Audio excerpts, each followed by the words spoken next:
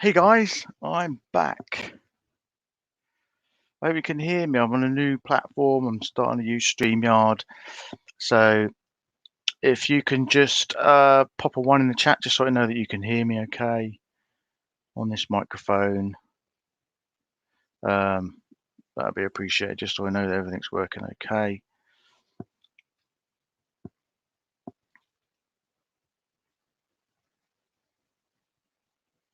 Yes, brilliant.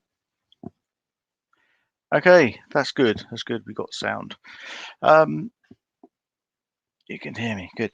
So, yes, so obviously I've had quite a bit of time off, sort of enforced health sort of issues really, but obviously I've still been watching. I've still been watching what's going on. I've still been kind of over Facebook really. I've done a lot of looking over Facebook and researching on there, and obviously continuing to follow what's been going on.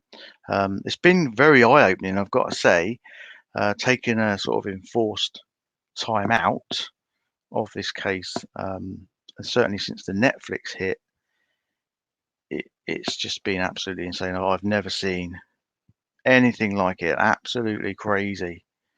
Absolutely crazy. What's been going on. And then, of course, we had what's happened just recently with Mummy Ramblings going on with the Rusex, and that's really, what drove me to come on. I feel the timing's right. I think it's very important that this issue is pushed out there as much as we possibly can as well, and obviously support Carolyn because I fully support what she's doing and what the family's doing. I think it's long overdue that these people are exposed for what they're doing. And it's interesting, isn't it, to see all these creators scrambling over each other, basically eating each other. Now that this has all come out, now that their next 6 months content has come out, has been exposed. It's been really, really eye-opening. But I've just trying to get used to doing lives again, so it might be a little bit all over the place, but I'm just trying to keep myself to some key points. So I'm just going to run along the bottom. Hopefully you can kind of see the bar along the bottom. I'm just keeping bullet points, mental note for me, so I know what I'm talking about. Now, one of the big things that I'm going to show you now a screenshot which I showed 5, maybe 6 months ago. Okay, which took me about 2 minutes to realize that this Heather girl was fake. Okay, really wasn't rocket science. Very, very easy to spot. Knew straight away, and I've absolutely no doubt in my mind that all the other creators that she was working with knew exactly the same. Okay, now let me just share my screen a second, and I'll show you exactly what I'm talking about. Hopefully you can see this okay. Now this was actually what was shown as, this was around the time that obviously, Sofa Man was talking to Heather, and this came up as, and this was shown on his channel on public. This was put on his channel. I'm showing this under fair use. This has been publicly disclosed. This isn't a private email or anything like that. And this was what was shown as proof on his channel. On his channel, this was shown as proof that Heather received an email from Chris Watts. Now, please tell me that you cannot see, or you can see the mistake in that email. This is supposed to be an official core links email, which has come from the prison, from Chris Watts. And there's a glaring error in his name. Christopher's not even spelt correctly. That took me 2 minutes to notice that, as I'm sure probably a lot of you guys as well. How can anyone not see that that's fake? If someone came to me with that kind of proof, then I would be saying, well, no. I mean, it's laughable. I mean, the name's spelt wrong. You know, you'd question it straight away. It wouldn't even need thinking about. So you're trying to tell me that, you know, this sofa man, you know, top detective in the world isn't going to notice something like that? It's just not possible, is it? I don't believe that for a second. I believe that he knew, and probably all the other creators that she is, Heather's been working with, knew from the get-go that she wasn't real. I don't doubt that for a second. I don't doubt that for a second. But of course, you know, this is overlooked. This is just forgotten about because, you know, that puts an end to that little gravy train, doesn't it? That puts an end to that. So they go with it. So they go with it and just hope that no one notices, or they wait until they get caught out, which is what's happened now, obviously. And of course, we've seen what's happened. Everybody's thrown Heather under the bus. I don't think anybody really expected any different, to be perfectly honest with that. And then that just shows you, doesn't it, how these people operate. Just use and abuse people. They'll just take someone, get away with what they can get away with for as long as possible, cash in as much as they possibly can, and then discard them, throw them under the bus when it all comes out, which it has. And I hope as many people as possible see this. I mean, I've got the script, or whatever you want to call it, notes. I don't know if it's the complete version. I'm not going to tell you where I got it from because I'm not going to expose the person that gave it to me, but I have it, and I'm also going to read through that, and I'll tell you why. There's two reasons why. One is because I want it to be put out there so that people, like Carolyn did, people can't, you know, cash in on these ridiculous lies and stupidness that's on there, and because that's what they'll do. I mean, you know, there's even creators out there that are still trying to say, well, I don't know if this is fake or it's true, so, you know, let's just put it out there. Okay, it's all complete lies and rubbish. We know that. The Rusex have told us that. You know, everyone knows it. I might as well sit down here and write something out and read it out to you as if it's come from Chris Watts. I mean, that you know, that's all it is, basically. It's just someone, or it's Heather's made up nonsense, and it's quite frightening to think that people would make this kind of stuff up. It really is. And the second reason that I want to show it, I can't actually remember, so I'm going to come back to that. I'm a little bit, as I say, a little bit all over the place with what I'm doing, but as I say, I'm getting back used to doing lives. Okay, now I just want to show you again a second picture. Now this is the difference between two core links emails. One was from Kim Kaufman. I don't actually know much about Kim Kaufman. I know what she supports, what she represents. You know, I know that she is still of this notion that Shanann killed her children crazily. I don't know why she thinks that, but there you go.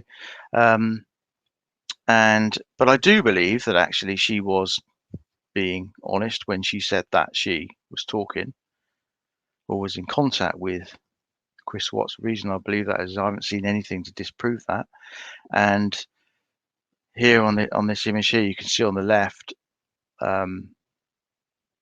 that's Kim's email. That's Kim's. I mean, she put this up on her channel. This is public information. This isn't, again, this is not a private email. This has already been put out in the public domain. And I'm using it under fair use just to illustrate the difference between two emails. As I say, the one on the left is the proof that Kim Kaufman presented, an email, Corelink's email. Corelink's obviously the prison system. And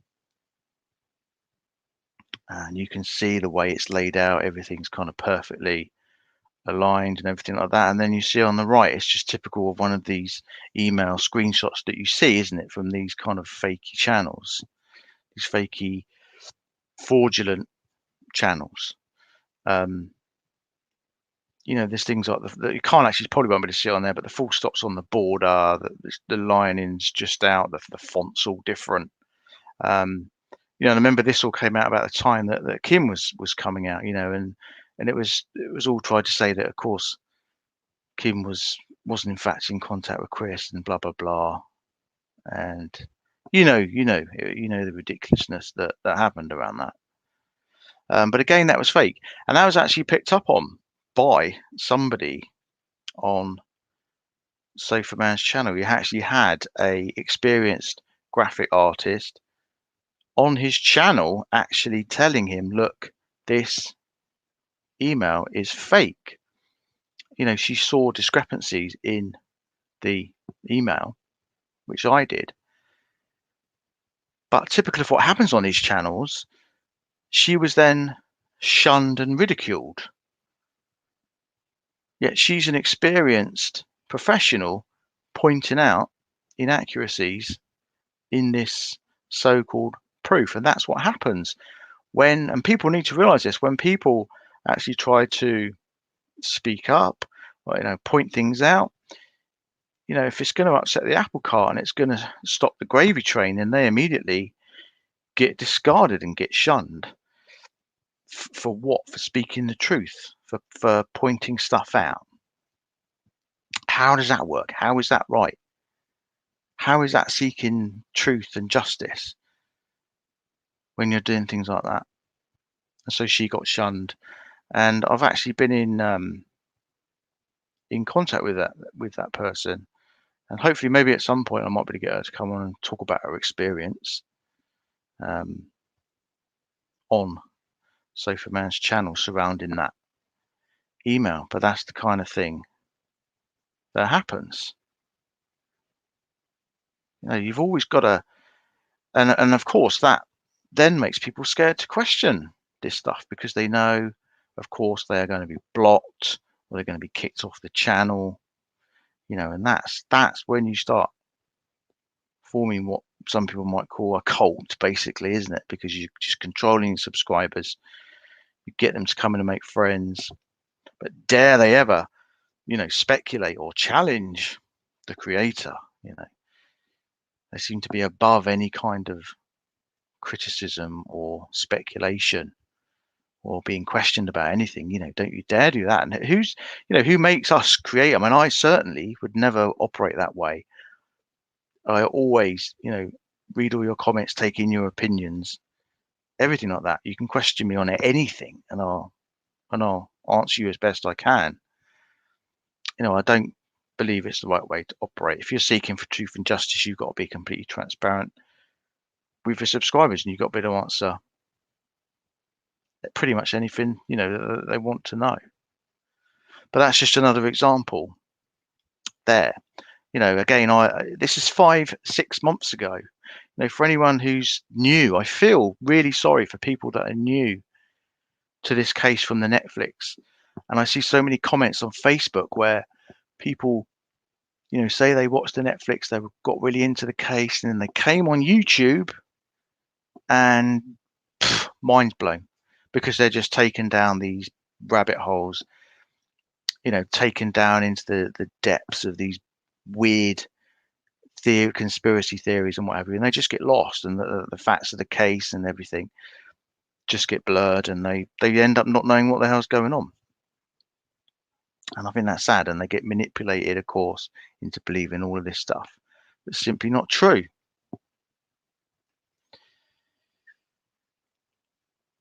Okay, I'm going to try and just move on. So as I say, yeah, that was, I'll say there, I'll just point out, we knew this 5-6 months ago that Heather was fake. Of course, if you know, we're just trolls and haters, right? We're just trolls and haters. You know, that's how they operate, you know. We're just trolls and haters, just for pointing out something. And of course, we're right. We've been proved right again.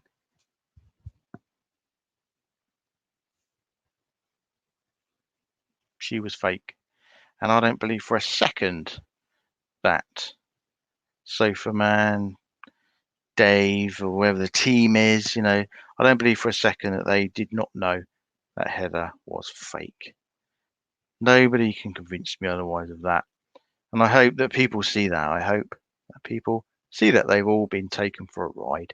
And that's what these channels do. They just take you for a ride. They try and gain your confidence in that they are credible. They try and gain your confidence in that they're telling you the truth. You know, they're not going to lie to you, that they have some kind of inside knowledge, they're inside the case, blah, blah, blah. In fact, they're not. They're no different from anybody else. That's what they want. They don't want to be just another Chris Watts creator. They want to think that they've absolutely got some kind of uniqueness about their channel, you know, inside information. And that's how they try and sucker you in, you know. Now we're the go-to channel for all the latest, you know. But it's all rubbish. It's all fiction. As Carolyn pointed out on her channel, it's all complete fiction. It's now fiction. The case has been reinvented on YouTube, as far as I'm concerned, with a lot of these channels. They've completely reinvented the case. They make it about themselves. They don't give a toss for the victims or the families or for Shanann's story or for the children's stories. It's all about them. It's all about, look how wonderful I am. I'm this marvelous creator that solved this case a billion times. I need all the credit. Give it to me now. That's what it's like. And I don't understand why or how people can't see that. Why do you need 1, 2, 3 red, blue, rainbow channels, Patreons? Why do you need all different channels? You're talking about the same thing. Do people not see that? That's just a money scoop. They're just trying to get you to join this channel, join this channel, join this channel. Another way to make some money out of a case. Simple as that.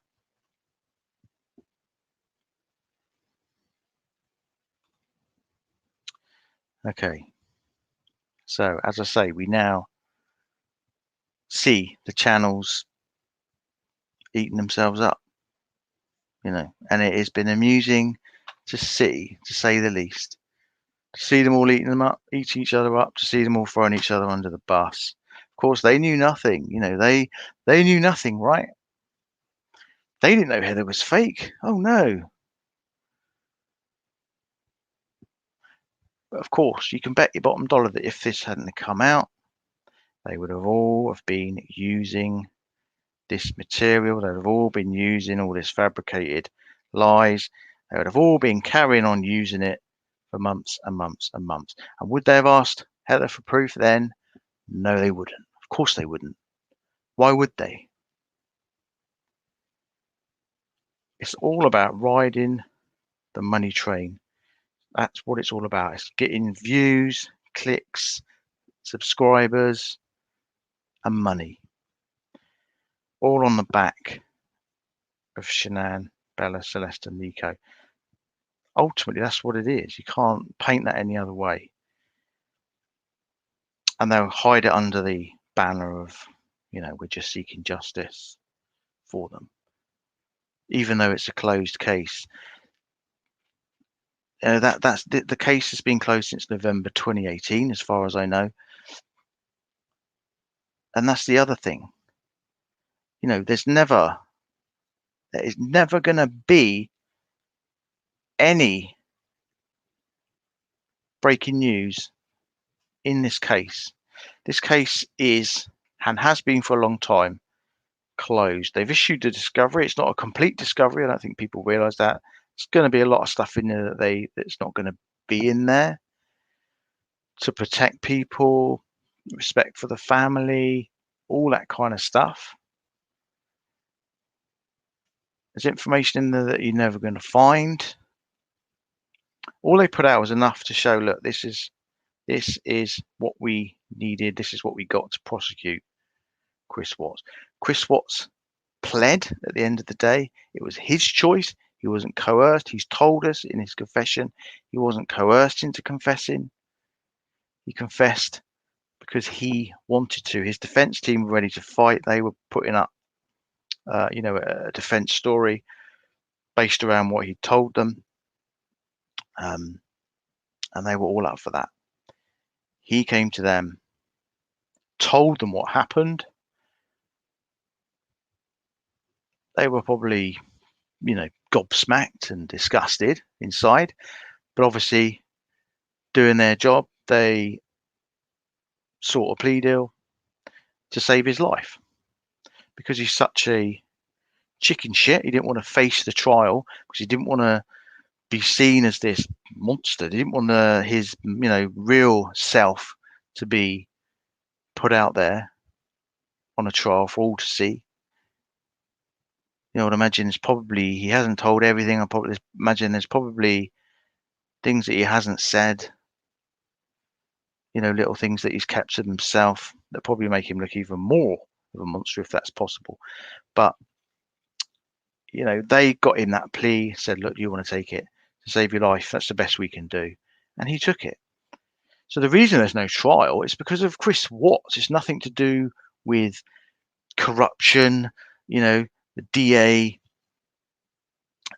some kind of political movement involving the DA, corruption in the police force, corruption in law enforcement, Anadarko secret cover-up, blah, blah, blah.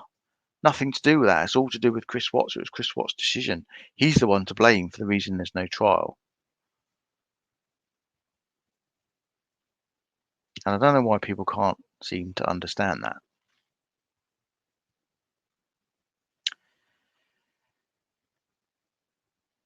Okay, so I do have this, as I say, this script.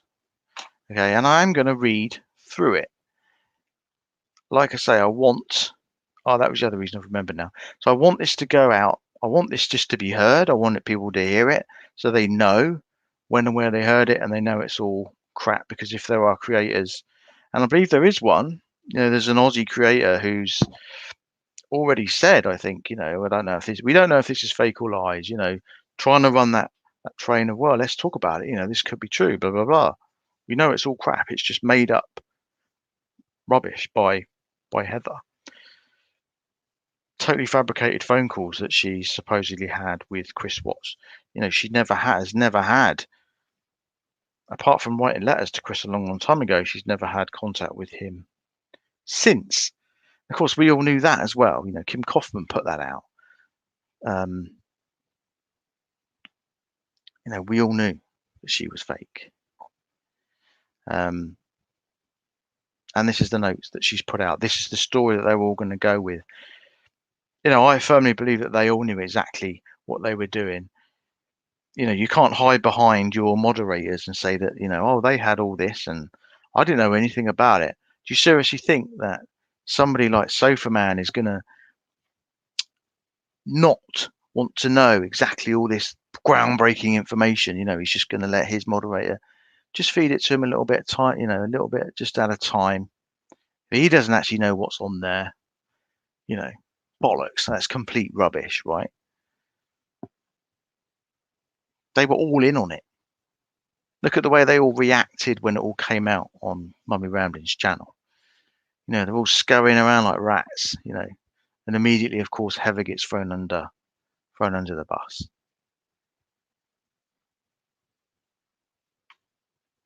Yeah, everything is fake. All the insiders, outsiders, side by siders, You know, it's a show. It is a show. Someone like Sofa Man is just a showman. He is just a showman trying to convince people that he actually has some kind of credibility and some kind of influence in this case, and he knows people on the inside, and it's all just rubbish. It's all made up, and we all see it now. And I hope more and more people are starting to see it now, and I think they probably are. But there are still people that will say, "Well, I don't care." There are people like that. I mean, I don't really care if it's true or not, because they're just addicted to the case. They just want to talk about the case. What are we going to talk about tomorrow? Chris Watts case. What are we going to talk about night after that? Chris Watts case.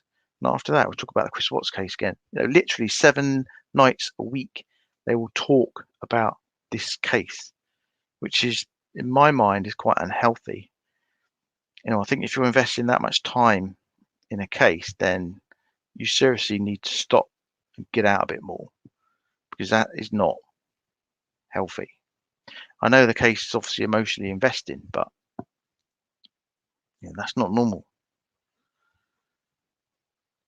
And I don't think it's healthy to, live in a flat or whatever, get up, put a suit on and go and sit in your chair and talk about a case 3, 4 times a day, hours upon hours upon hours. That's not healthy. I think you need to get out a little bit more if you're doing that. I've talked to Kim and Deb about this, and this case is just brought out the strangest people, hasn't it? It truly has, especially on YouTube. It has got worse than ever I thought ever possible. The community, the Watts case community on YouTube is just unreal. Some of the people that are around, and the creators, the assortment of creators as well, and it's just bizarre. But no one seems to be having sensible conversations and factual conversations about the case. It's just la la land, as far as I'm concerned. Most of them really is.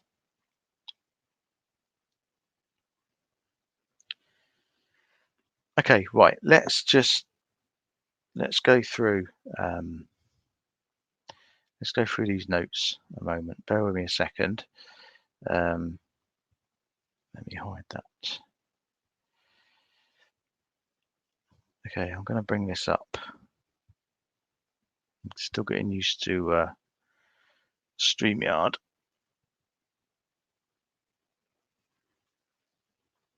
Okay.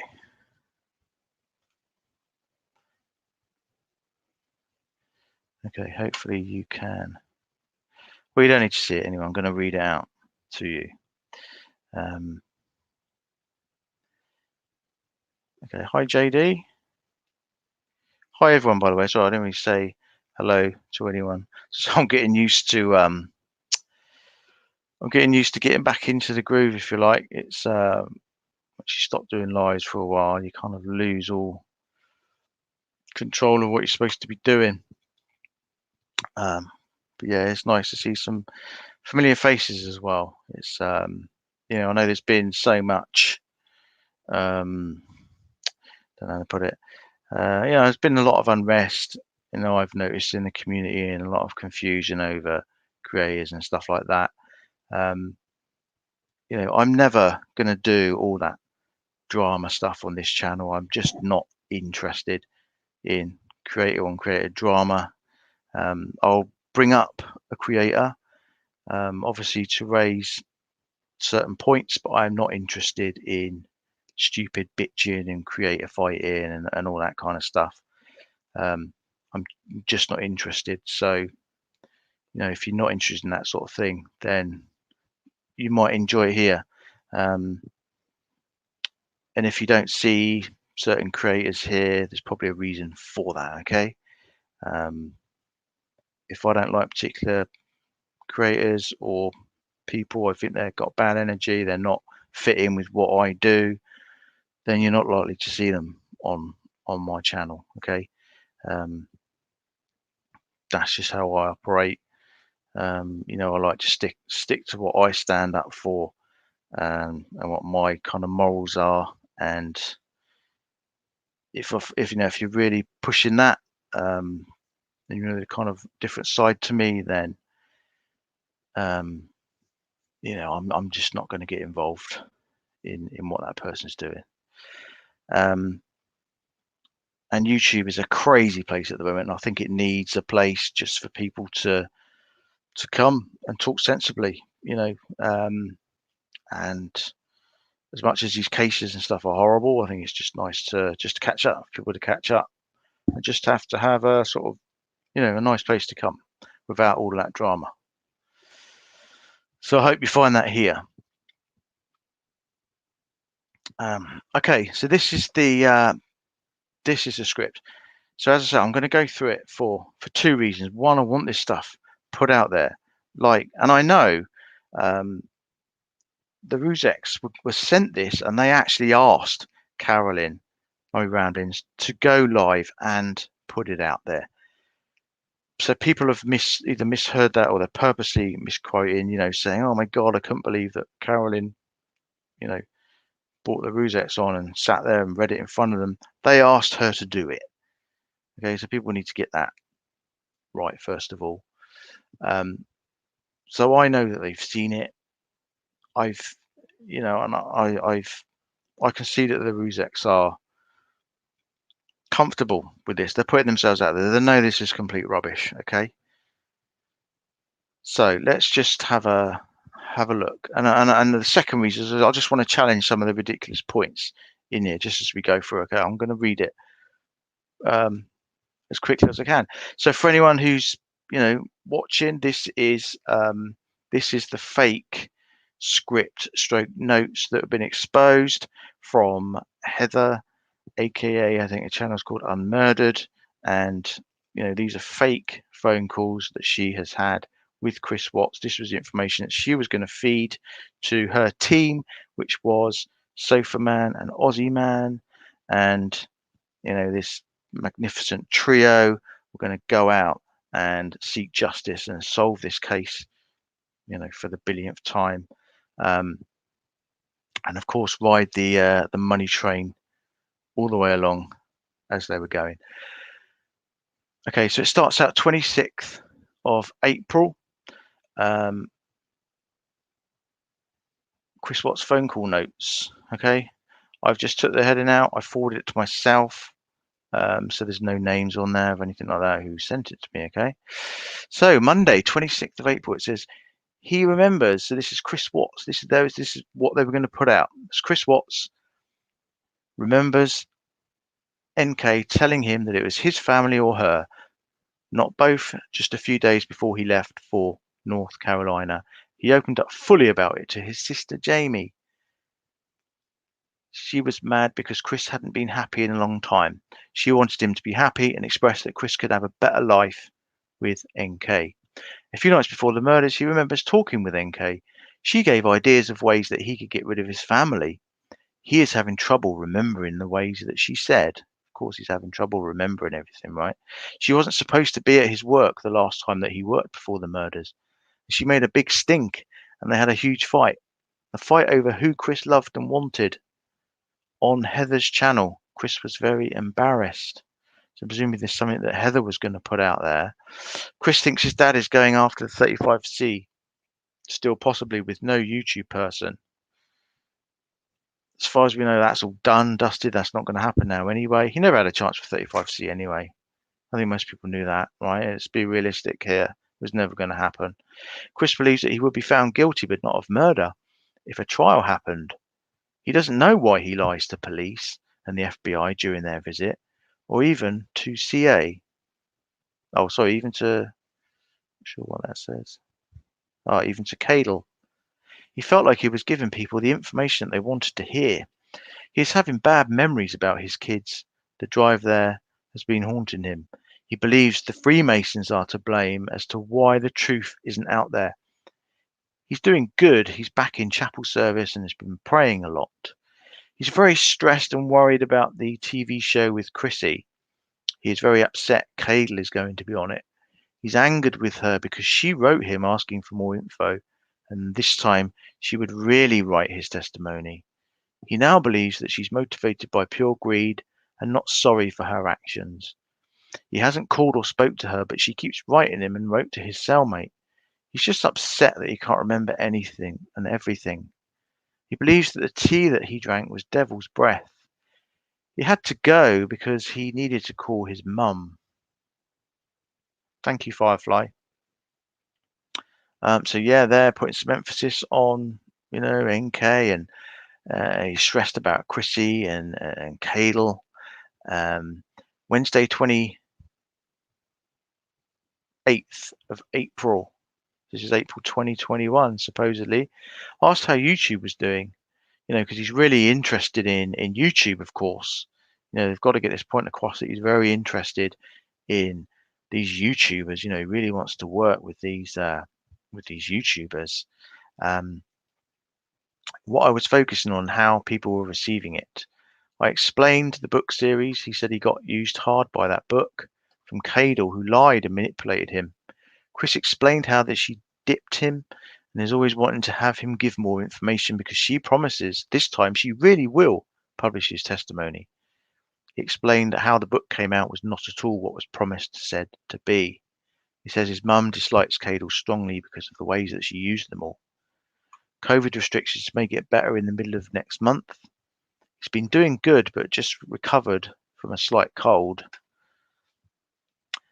Who generally wants to hear about what Chris Watts is doing in prison anyway? Does anyone here seriously interested in the state of Chris Watts' health in prison? Is anyone really interested in how he's doing? Is this something really that people really want to know? We spoke about dark things. Of course, the dark things that weren't actually ever said by Chris Watts. This is the dark things that Sherilyn Cadel inserted into Chris Watts's letter. You read Chris Watts's letters, he never ever once mentions dark things. Fact. I was having that on my mind as I just recorded chapter 3 and 4 of the series, and he said that they are indeed things that he will take to his grave because he's so ashamed and bothered by what happened. He did open up and says that Jim was present for a lot of the dark things. He says that all of NK's friends were very dark, and the stuff that he learned and experienced haunt him still. He wonders if things wouldn't have turned out like they did if it wasn't for those dark things. Keep mentioning the word dark. The only other time he felt this way was in World County. He could feel a similar darkness. Chris says he feels that Jim got away with a lot.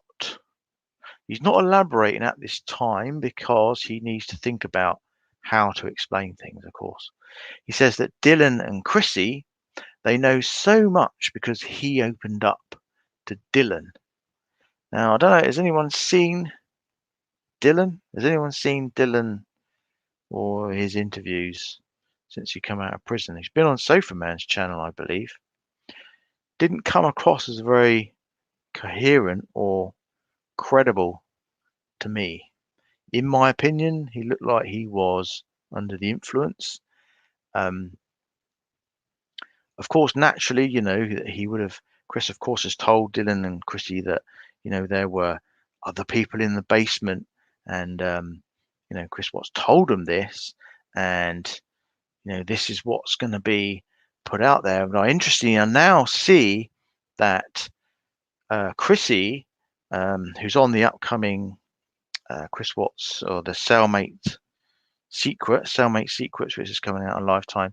I believe that Chrissy is now saying that Chris Watts is actually innocent. Chris Watts didn't actually do anything.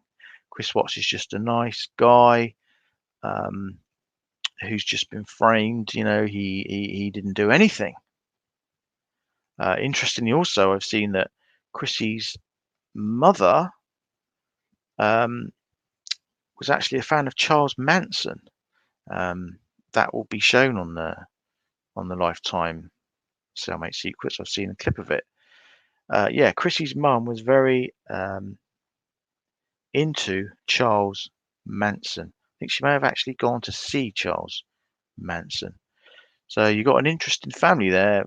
The mother um, being very fascinated with Charles Manson, and the daughter Chrissy very interested in Chris Watts. Of course, she did write to Chris Watts, but she got palmed off to Dylan. Um, interestingly, so there seems to be some kind of fascination with murderers there. I don't quite know what that's all about. Anyway, going back to the script, he says his prayers are reaching him. Clarity is happening. He's been writing it down. He wants to share things more when all are written. He is excited for my letter and seeing the team. So this team, just to clarify, is Heather, Sofa Man, and Aussie Man. They're the YouTube trio that we're going to blow this case wide open and bring all these bombshell pieces of information to YouTube. Chris Watts not interested in going to the DA or going to his defense team with any of this. No, he just wanted it to go out to YouTubers to solve his case and to get him out of prison. Okay, time ended on that call, it says. Thursday, 29th of April. Chris remembers everyone was alive when they left the house.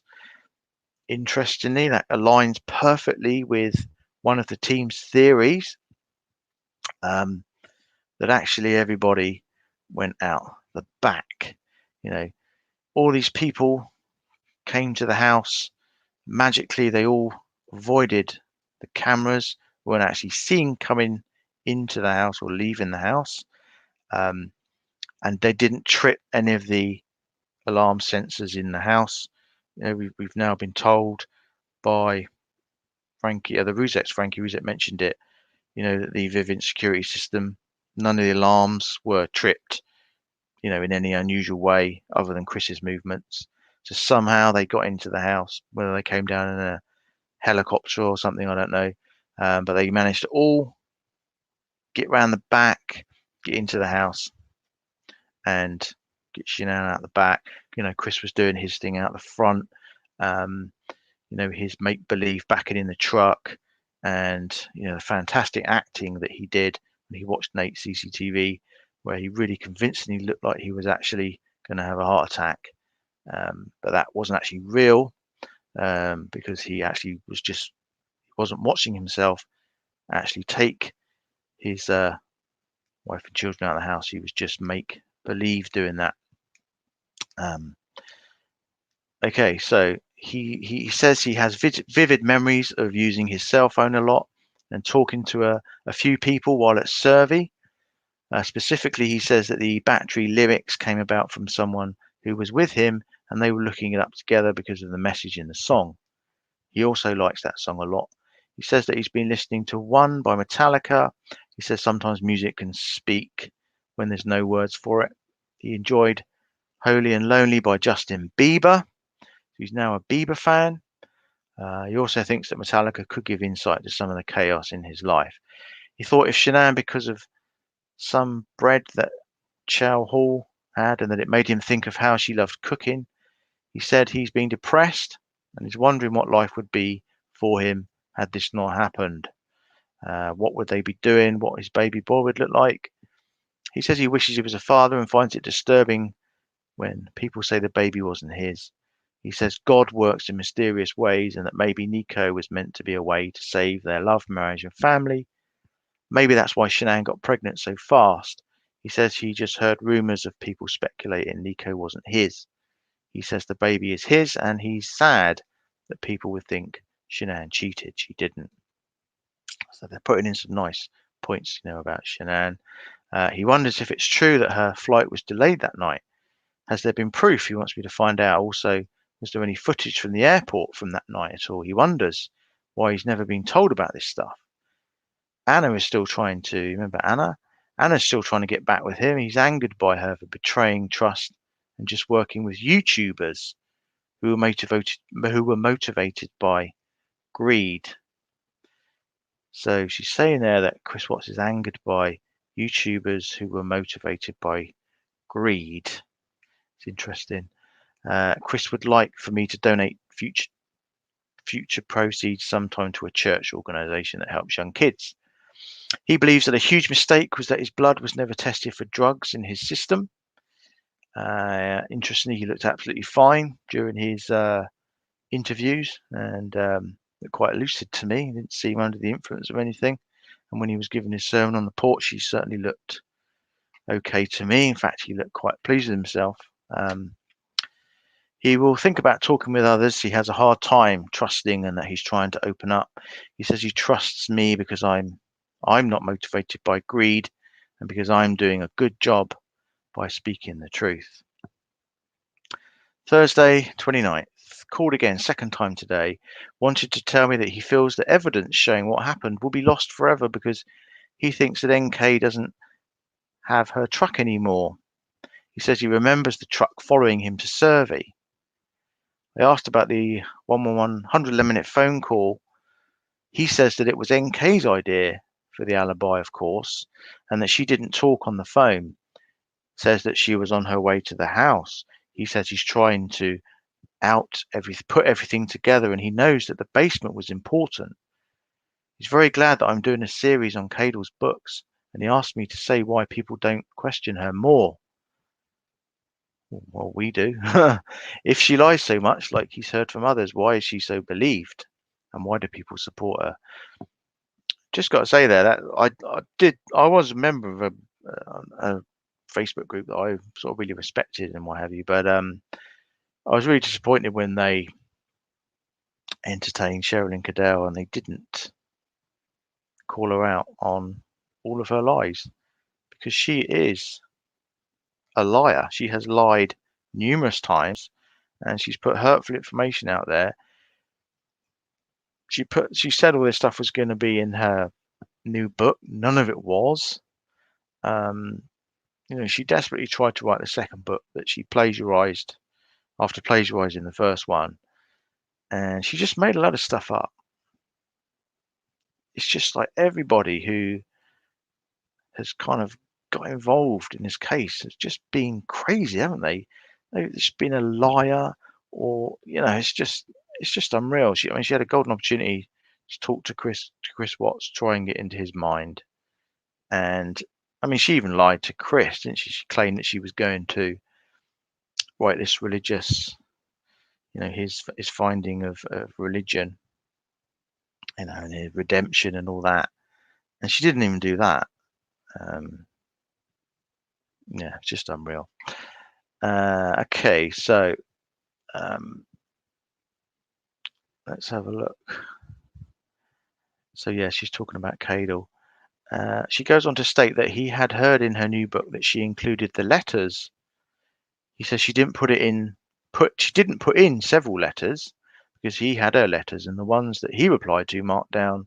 He says no one figures it out or asks her about it because she is the evil one. He says he just wants people to know the truth. He wishes he knew the truth too. He went to his pastor and he says that praying more will reach more clarity. He wants to know if the team think this is the YouTube team. He wants to know if they think he is guilty and what he did in the crime. He asked me to ask and provide feedback. He feels that the research team can get answers. He says he heard there were bullets near the house and wondered if a warning shot was fired or something. He also wants to know what the house looks like now. Is it being taken care of? He goes on to explain he feels empty inside and cold. He wishes he had friends and family and a normal life. Many regrets and thinks something is wrong for him to still love NK. He still loves NK, guys. He asked if that's normal. He asked if she and others could be put in time for their role, if he could remember it vividly. He wonders what would happen, if anything. He just can't remember. He knows other people involved, but he just can't remember. He craves a hot dog. Mrs. Iced Tea also is gaining weight, makes him feel depressed. I asked who Shanann said, fuck you two, and he says it was to NK, Jim, and someone else. He said that everyone was there before Shanann got home and they were doting dark words and stuff like a prayer. He says that in the police station, NK showed up and was there but wasn't supposed to be there. And that's why the 111-minute phone call was an alibi. When asked if it's possible that they were taken anywhere other than Survey, he says yes and no. He says that it's near or part of Survey. He claims not the kids, just Shanann, and he said that he's trying to remember where exactly and why. He says someone at Survey played a big part because of the friendship with NK that was present and for the idea of insurance money. Jim had a red car. Doesn't remember. He kind of thinks it was a Pontiac. Troy and the fire stick. Can't say now, but will soon.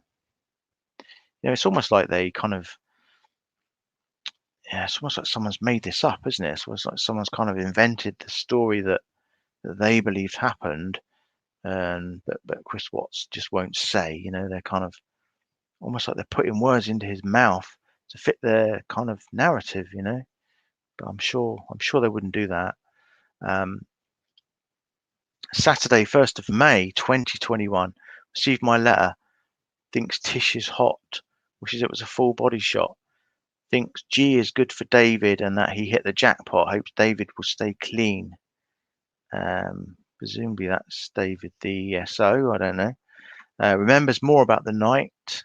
I asked about the 100-minute phone call being an alibi. He says NK called and told him that she would come to his house to talk about stuff and make a plan. He didn't know what the plan would be, of course. He didn't understand, but they spoke for about 5 to 10 minutes, and then she said for him to keep the lines connected until she got there. So he left it on the counter. NK came over, but didn't come alone. Remembers the basement having a huge roll because people were down there. He asked him who's Shanann, said fuck you, fuck you, fuck you, and fuck you too. He says it was to NK and her friends. One may have been towards him because he was there too, just watching. The meeting between NK and her friends and Shanann was supposed to be to help Chris leave her without threats of not seeing the kids being made, but he says it didn't go that way at all. The vomit was Bella's. He remembers giving her candy to settle her down, and when everything happened, he did remember her not feeling good and whimpering a lot. He said at one point he remembers being told that she threw up. He says a lot of things about when and where is plain for people to see when he closes his eyes. He remembers portions and doesn't understand how he's in jail alone. Jim had a red car. We've heard that before. NK used her truck. Someone else was there in a grey truck. This truck he had thought was NK's or her dad's or something to that effect. He thought leaving on the driveway on camera was a good idea because he didn't do anything and nothing bad was caught on camera. He wonders why the doorbell footage wasn't all put out there because he says a lot would have been seen of others coming into the house. The same for Nate's doorbell footage too. Why is so much not shown to the public? He doesn't believe that Nicole Atkinson was in the house that morning, but when Lana told him she may have been because of the TV clicker and router, Chris said he knew right away this was NK, who was cleaning. He remembers her cleaning a lot that morning. It's just a shame she, forgot to take Shanann's keys and purse and all that, and phone and all that stuff, right? Great plan, this fantastic plan. They just left everything lying around. What an amazing plan. The timeline we know is not the timeline he knows. What's us to help remember? He's doing good. The chapel's nice. He's reading a new book, Memory Training Pro, and also now reading Gone Girl. He's a bit bothered by Gone Girl. It makes him wonder about the ways that people can set others up. Saturday, 1st of May, asked if the team had made any progress. This is Sofa Man, Aussie Man, and Heather, of course, the YouTube team. Are they making progress? She told him that they're working on it. I asked him about Dietz. Confirmed that is what Dieter was named. Dieter, he was a gift. They're named after the family. He says that Gina and Shanann got into a huge fight related to the hospital, and stuff. HR was involved and Shanann was given an ultimatum, asked to resign or be terminated. Chris said he didn't know what happened other than it was a very ugly, bad, and a big thing at Shanann's work, and that Shanann said that Gina was not a loyal person. The numbers he sent, 111, referencing the phone call, August 5th, 2017, his and NK's anniversary when they first kissed. He says that he met her on July the 4th, 2017, guys, 2017. 44 is the number that NK liked a lot, and he wondered what it meant. She was into numerology. 12 is about the number of people that he believes are connected and involved in this, plus himself. Wow, guys, there's 12 people involved in this familicide case. 12 people. Interestingly, I heard a creator mention 12 people a little while ago, actually. It's just mind-blowing stuff. 12 people. And we all missed it, right? Everybody missed it. Everybody missed it. Yeah, if anyone's just joining or whatever, I'm just over halfway through, so I'm going to go through it as quick as I can. But this is the fake script. This is the creator's summertime Chris Watts money train riding bullshit, fake, fabricated script that was going to be put out as coming from Chris Watts to Heather out to the YouTube team, who would then put it out onto YouTube and amaze everybody with all of this bombshell breaking news information. I would imagine there would have been breaking news probably every other day. Just amazing stuff. Yeah, just throw your money at these people. They need your money. They are fantastic, and they just want justice. Okay. Okay. Chris says Mark G inserted herself into the life of Chris. I mean, that was that Mark Gillespie PI guy. Mark had told him that he had tight bonds with Frederick PD, and he could help a lot if Chris would just say what he knew. Chris just won't say, will he? He just won't say it. Chris thinks that Mark wanted to know what Chris remembered so he could set Chris up. Says he knows NK has an uncle that worked in Frederick PD. Wow. But he can't figure out just who or which one. Chris says that 15th of August is an important date. He wondered how and when NK was able to do things. What about NK's phone history? Does anyone know about him and Peter's texts? Peter, he said, is another friend of NK. Long story, he will explain later. This is probably someone they've looked up, right? This is probably someone that they kind of looked up on Facebook or something and kind of made some connection, probably. Had to go and says that we should try to see who was out at Survey the days before. He also met everyone at the second Lazy Dog. That's when stuff got serious. So they all met at the second Lazy Dog. No, this is when the dozen people all some met at the Lazy Dog, presumably to put together their plan. Sunday, 2nd of May, he called twice, back to back. He can just call anyone, guy. He just calls. He just calls Heather. Yeah, he just calls her. He's just like that. Just rings Heather. And of course, Heather's job is so important that she's not. She is not allowed, or she is allowed to, excuse me, take her name off of the phone list. Right? Okay, that's why you won't see Heather's name on there, because she is a security officer. It's a casino.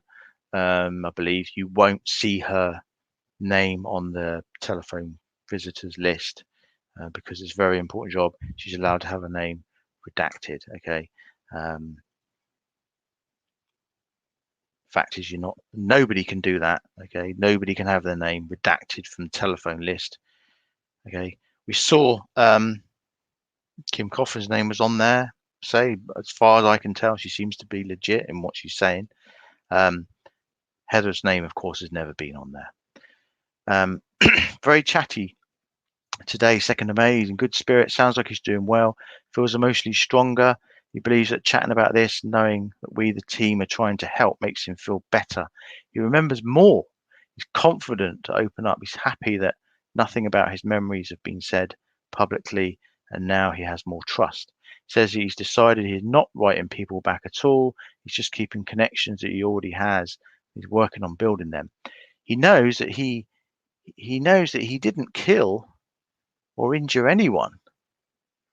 Not Shanann, not the kids, no one. So now Chris Watts actually didn't do anything. This guy is completely innocent. He's been completely framed. As we know, Chrissy, who's coming up on the cellmate's secrets, she believes that he's innocent. All these people that, Chris, he's like the hero, really. He's kind of a hero to them.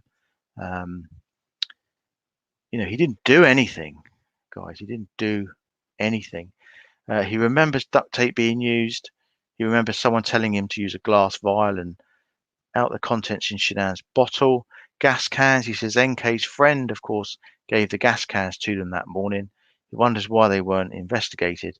They were in the house. They were surely seen on camera filling up the gas cans. Surely. He asked about GPS. Why it isn't being shared, or is it? He says. He wonders why Karen wasn't interviewed more and why Shanann was quiet with her versus the other girls. I asked him about Dirty South, what he knew. Chris says he doesn't know a whole lot. He knows that Hisham may have had an interest in Shanann at one point, and he thinks they did go on a few dates. He knows that Shanann freaked out about the lawsuit and never wanted to talk to Chris about it because it wasn't his business. Chris says that Shanann has always been heavily involved in their business and sales. He says he knows that Shanann told him her passion for work is what put a divide between her and her first husband. Chris says, according to Shanann, Leo was jealous. A lot of that doesn't mean a thing to me. He never knew how Shanann afforded her first house. When he did ask her, she said, bonus from sales commission at Dirty South. Chris said Shanann would worry about getting jobs that did hard checks on her background. He never knew why. Now he reflects on this and thinks maybe she had secrets. I asked him to try to remember about the desk. Why was it messy? Chris said desk was messy because when NK and Jim were there going through it, NK told Chris that she thought Shanann has a people search print out on her. When he asked why, he said it had something to do with her sister's house. He never understood fully and still doesn't. Chris thinks there were other papers that Jim took. He also thinks Jim knew Shanann, of course. He asked why he thinks that, and he said because the way Jim spoke about it. Shanann didn't have a history of friendships, something that bothers Chris now. Why? Sometimes he wonders if NK knew Shanann too. I asked why. He said he thinks because of things she's saying now. He feels dumb, wondering if maybe this was a setup, including NK, maybe some kind of revenge, and maybe she doesn't truly love him. He wonders. He wants to ask the team about Cody and any affairs that NK had or may have had with him. He wonders about Cody's intent. He had to go, but we'll call back this afternoon. So, I mean, just interestingly, what are your thoughts about this? I mean, this is just bombshell news, isn't it? Can you imagine if this came out? Can you imagine the breaking news headlines if this had came out? And they would have all put this out. I have absolutely no doubt about that. They would have all put this out. They would have all been running with this story. And Heather, of course, would have been, such a credible source. Don't dare question Heather. Say anything about Heather, you probably get blocked.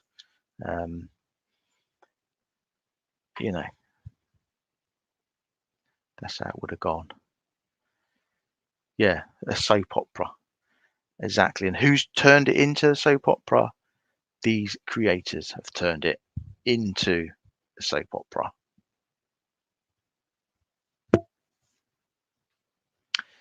Okay, we're getting near the end, guys. There's not. I'm going to read through it quick. Spoke about NK and how her dad advised her to sell the truck.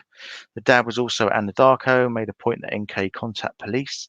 NK's dad is a very high-ranking Freemason, of course. Describes a ring that NK told him about and how he said went to a place in Boston, MA, for an initiation. He says the dad was very upset that something had happened there, and he ended up getting people kicked out and deranked. And this was so when people in the organization began to respect him. Um, this is Dwayne Kessinger. This is this real powerful Freemason. He believes that Peter was involved. He's not sure on the name, but thinks it's Peter. He says insurance money would have been a big motivator. I asked why our family hates everyone so much. Chris says that Frankie has had drug issues for a long time. He has criminal issues too, even when he was a kid. When Shanann died, the family got a lot of money from donors. Chris learned of this from his parents, who received nothing but hate mail. The R family later gave some money to his parents, but are very resentful. Chris feels that when he thinks about this, it may be that Frank Sr. had a stake in the business, Dirty South. He wished Shanann had given more info about it, but she never did. Frankie had bad connections, and someone took something out on that place, maybe money owed. Chris believes everyone died at different times. Chris says he never saw Nico. He says he heard the girls scream, Bella especially. Chris also says that Cece did have something wrong, and it's because the way Cece was so strong makes him cry. He cried, upset. Chris thinks that more people should have been questioned because a handful of NK's friends went out to survey often. They liked being isolated, would hunt lizards. NK was having an affair, he believes, with Bob G. Says that Bob was very powerful and always eyeing up NK. NK also loved Bob. He learned this after being in Wisconsin from NK. Interestingly, don't know if people know or remember, that has come out, or that came out weeks ago actually. A creator was talking about this so-called Bob G, or this high up person in Anadarko, supposedly having this who had this affair with NK. So clearly that was all, well, we knew already, but that was all complete bullshit, and it's probably all linked in with this script. It's pretty clear to me that there's some kind of creator pool behind the scenes that get together and discuss all this kind of stuff. That's certainly what it looks like to me. KK is a close friend of NK, of course. That's Kim Kaufman. She reached out to his parents on day 2 before bodies were found and told his mum, we can help in the murder case. KK is still trying to talk with his mum daily. Lana is KK and NK's ex-girlfriend. Lana and NK were in a pic framed in NK's house. They met at a bar, a place called Mirror Image. Lana was a stakeholder or had strong ties. Trent is another one who he later learned was friends with KK, NK, and Lana. Amanda was trying to thrive with Shanann's downline and says he learned from this. They learned this from NK. NK and Amanda knew each other from clothing store. Amanda and Trent are friends. Everybody's friends. They're all linked. They're all friends. Everyone knows everyone. It says the name Save Robbie he knows because NK told him about Robbie. So now NK knows Save Robbie. Robbie and NK used to hang at Georgia Boys. Also Drug Circle. Robbie knows Trent very well. Says he's upset because he's having nightmares. So Robbie's now, is on the team presumably. That's going to be a big cash night for Robbie when he talks about his relationship with NK and when they used to hang out. 5th of May, I asked how we can help him. He says by helping him remember it all. He just can't remember. He just can't remember. He can remember all of this, but he just can't remember what happened on that day. He says he could help him by helping him remember it all and find a way for people to know the truth, that he didn't hurt his kids. He cares most that people know he didn't hurt his family. He says he failed his family, not harm them. He didn't harm them. Pete, Troy, NK's friend, Jim, and 2 others were at the Lazy Dog. They had issues meeting up, so they had to go to a few. He says he knows there are 12 people who could be taken into prison for this. So there's going to be lots of imminent arrests, presumably, would have been coming up. We've already had that. With Sherilyn Cadle, not long ago, promised us arrests. Never happened, surprisingly. So there's 12 people who could be involved, from big to little involvement. In Denver, the 4th person is a man, someone who was interviewed by law enforcement. Heather asked if he wanted a trial. He does want a trial to clear his name, but he isn't sure the pain of reliving it himself or for the families would be worth it. He's very torn and undecided about this. If there was a trial, he would testify and want a psychological counselor present. He's been taking notes. In 2.5 years, he has not found it to trust anyone, but feels that all he can trust. He can trust Heather because she has maintained the same stance since day one. Asked where he was when Shanann got home, he said he was by the window. NK and 2 others were in the chairs in the living room. He says that the guy was right at the door. Bella was in the truck because she kept saying, "I want to be with Daddy." So she went walking out, wouldn't listen to NK. He remembers NK smacked Cece. We've heard about this. This has been one of the rumors, of course, that went around. Drumming up, helping to kind of drum up this hatred for NK, of course. Fire the mob up, right? She smacked Cece. He says that made him angry, and he was very upset most of the drive there because she hit her so hard on the face. It made him see a new side of her. At night, he has flashbacks. One thing that triggers it is the wind blowing and the rain. He feels that he was drugged. He believes they were doing a few different drugs.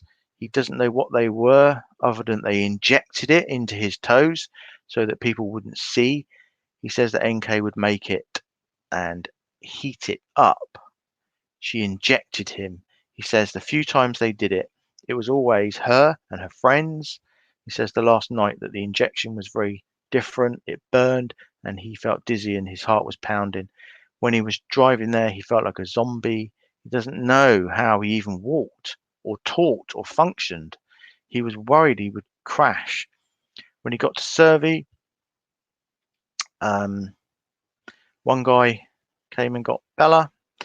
MK told him that they would handle things. When he gave the porch interview, he said he was talking to the people there that day and night.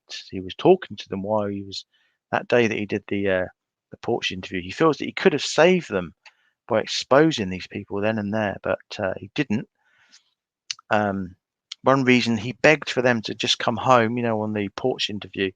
He says for me to rewatch it and remind him what he said, but he said he thought he remembers begging them for them to come back. He remembers hearing stuff and seeing the sunrise when the children were put in the tanks. There's a bit there that I'm not even gonna even mention because it's just doesn't need to be mentioned. He was being told to drink things a lot by these people. The drink made him feel like he was watching a movie or out-of-body experience. He says he didn't even know what anyone was wearing. He remembers Shanann just screaming and yelling. He says at that point they went downstairs and the fighting escalated worse and got physical in the basement. NK kept her drugs in the basement. He remembers bits and pieces. He said he doesn't understand the lack of security footage. It's just weird, right? He says Nate saw the people for sure. He had to have. Why isn't he talking? Why isn't Nate talking, guys? He believes money is being paid, but who and why?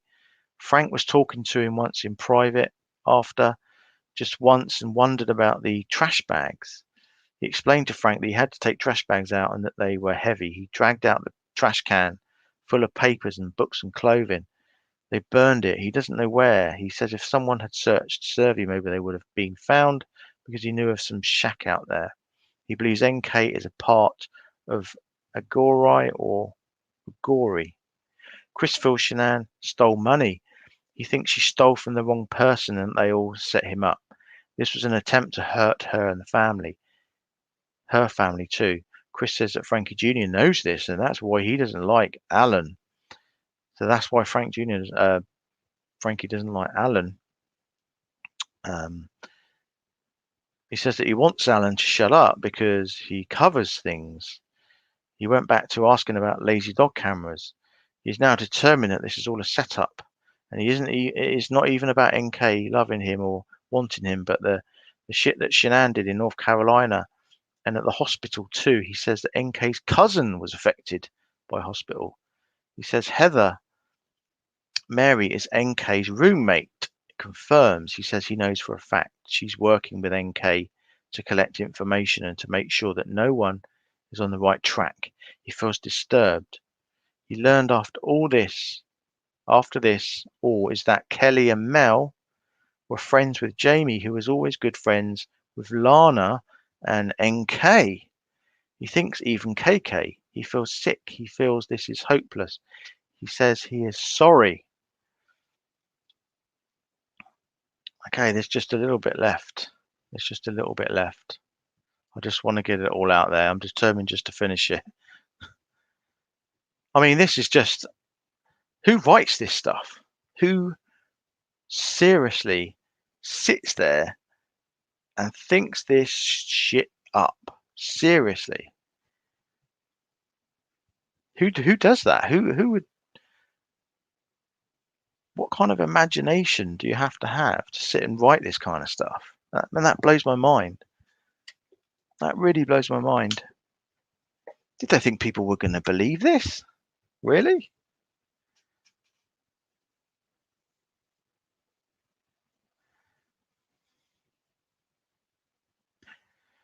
Okay, Friday, May the 7th.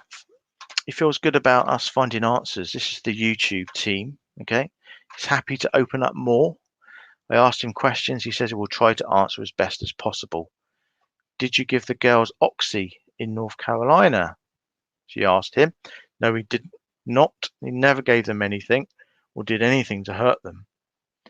Was NK and Jim in North Carolina while you were there?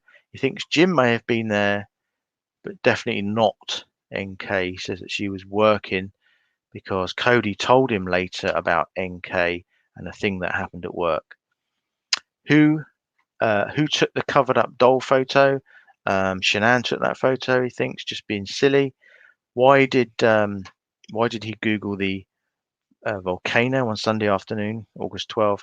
He thought about living there, so he thought about living at a volcano, which is interesting.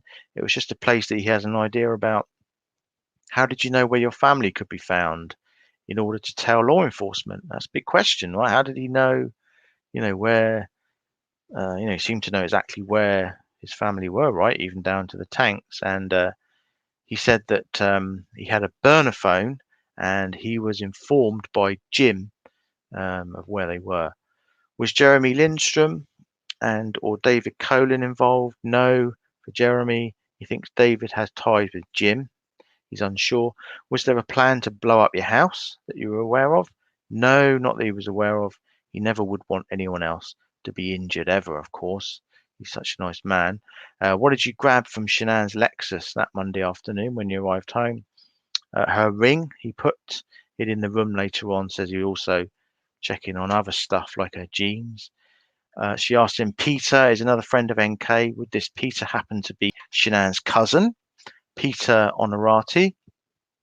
Yes, that's right. Peter and NK have a bit of a connection. So Shanann's cousin now and NK have got a connection, but he is unsure what this connection is. He believes it's something related to safety work, but is very unsure. Can you tell us more about this Karen that you spoke of? Was she one of Shanann's Thrive friends? He says yes, that she is a Thrive associate. She asked him, Heather asked Chris, what do you know or can tell us about Sandy? Who was that raising her sister's kids? Why she was raising them? He said they had a falling out prior to the murders. Do you know what happened? Sister was in trouble with money. The whole family had a problem with drug use, apparently, guys. Criminal activity and a lot of money issues. He thinks debts and theft. He will reflect more about what he knows and organise his thoughts later. Sandy and sister got into a fight because of child support money, something to do with SR. When you drove Bella out to Survey, was anyone else in the truck with the two of you? When you drove Bella out to Survey earlier that Monday morning, was anyone else in the truck with the two of you? Just them two. Also, you said you didn't know the plan, so for what reason did you think you were taking her there? You said just to keep the kids safe while things were being handled. Didn't know what was going to happen or how, anything like that. He expresses grief over Bella and CC. Is very upset. He doesn't know how he let the situation spiral so fast. When he reflects about this, he does think that Shanann and her money issues is a part of this. He thinks and wonders if these people knew her or the RO family, Rosette family. Says that the reason Frankie Jr. acts like he does is because he's bad, like his cousin. They all behave badly and they think criminal ways is the right way. Chris's parents heard rumours about Shanann's criminal connections, but he always believes them to be false and just spite. Now he wonders if they are the mafia or have some gang or something. He remembers Jim look for some deeds or titles at Shanann's desk, claims that he believes that this might be Dirty South issues. He wonders how Shanann and her first husband were and how they broke up. Shanann had no desire to save their marriage, so why save Chris and hers marriage? Okay, this is the last bit, guys. Monday, 10th of May, he understands my schedule and missed calls. Focused on the discussion related to Shanann's desk. Believes that Jim and NK were trying to collect information from her desk, a title or a deed or something related to money. He really thinks that everyone was kept alive and it may have been a hostage situation. Doesn't understand why or how things went bad. He was not aware of the depth of things. He wonders what kind of drugs were involved. He believes that Frankie, his girlfriend, was a police officer or something and helped with Shanann and Dirty South stuff, which is why he is so angry. This was brought up after I mentioned how Martin's made it, guys. Martin's made it onto the script. This was brought up after I mentioned how Martin Dehan and Frankie Jr. want to protest me and Alan. Chris is very sure of this. Doesn't even make sense. Wishes he knew more about Shanann's history before they had met. A few calls in between, general chit chat, nothing specific. 16th of May, Chris talks about Freemason role with Frederick PD, Dwayne Kessinger. He wants people to look into that. He wants, what can we find out about Dirty South? What can we find out about Shanann's first husband? Are abortion records public record? He believes that Shanann had an abortion with him before Bella. Strongly believes that NK was pregnant with his baby. He wants to see if there is a way to petition for full records. He wants to know if we found information about Agary cult. The 18th of May, general chit chat, nothing important. 20th of May, having a hard time with the Lord. He's just not feeling it any longer. He wants to be changed and he wants to know that Christ is with him. But with everything that has happened and when he closes his eyes to think about it, he believes the devil is winning with him. How and why did this all happen? How did Christ allow temptation to succeed? He wonders if Shanann's ex, that she calls James, is Jim. She's also very upset about the Dirty South stuff. Well, he's very upset. He wants to know what the teammates think of all this. The teammates, remember this is Sofa Man, Aussie Man, and And Heather, of course, what do they make of all this? He really wants to know. He's very interested in what these YouTubers think, and he wants to know how they can begin sharing information. Can they make videos and ask people information or leads? It sounds like they maybe want to get a Q&A going with Chris. That'd be quite appealing, wouldn't it, right? He wants to have his name cleared at the very least. Even if he never gets out, he wants to have his name cleared, and he wants people who harmed his family to be in prison and face justice. Wants people to trying to find out where NK vehicle is now. He wants people to find that out. Can it be sourced or traced? Look into the Freemason cover-ups and acts to rank up. And this is the last section. Same day, again, 20th of May. Very upset that no one in his family spoke to him about his birthday, and he feels emotional and depressed, suicidal. He's been having nightmares, no longer going to chapel because he feels drained. His soul is broken. He feels he never knew who his wife was or what life was. He wonders if he was just a pawn. He says a few months ago, Shanann's first husband wrote him a letter asking him to explain what happened in their marriage, asking him to open up about how much he knew of Shanann's past and business affairs. He didn't write back, but now he wants to. Wants to know if we can help him, look into him first. Thank you, JD. Jim and NK had a long-term relationship for a long time. He wonders how they met and where. Says that Jim knew North Carolina very well because they talked about. It says that he remembers Shanann, was always worried about someone named Michael Sanders, and remembers one time Shanann had a fake email account with the name Carol Munoz, and wonders what, if anything, we can find with that. Shanann used to be obsessed with someone named Matt Kay or Keys, thought that maybe they dated or something. When he thinks about it now, he remembers NK saying that she knew Matty Key, but isn't sure if they were the same person. The PI is trying to talk to him again, sending him letters. Really wants to know what happened to Shanann's first house. He's really interested in that. How much it cost, how much she sold it for. She always told him she made $3,000 profit off of it. Wants to put together pieces of truth. This is because of with their cousin's crimes network and scamming people, and the scam catching up with her. He was used and wants it all put together. Jim, NK, Troy, Cody. Okay, and this is the last bit, guys. This is the last bit. I know you probably feel like you're in the twilight zone at the moment with me sitting here telling you this stuff. That's precisely how I feel actually at the moment reading this. This is the last bit, 20th of May. The plan was divided. Cody and Jim wanted to take Shanann and the girls to the site and blow up the tanks. Cody, figured that Anadarko would have to be held liable. Chris doesn't know how this plan was supposed to work. Troy believed the best would have been to hold them hostage and make it long enough for some type of accident to happen at the battery. Make it like Anadarko would have had to pay Shanann and possibly Chris money. No deaths, just hostage and money reward situation. NK was the one, of course, who formulated this main plan, which happened. No one could make up their mind.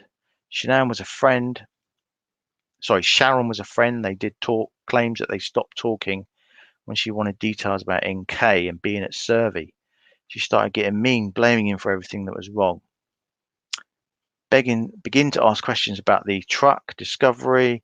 She made up the idea that Chris was going to blow everyone up, and so they stopped talking. Chris says she's being nasty and doesn't like AD. Who does? Chris says that the owner of Survey was good friends with Dwayne, of course. Is also a Freemason, like Freemason ties. Troy did the digging of the holes. Did we find the shack?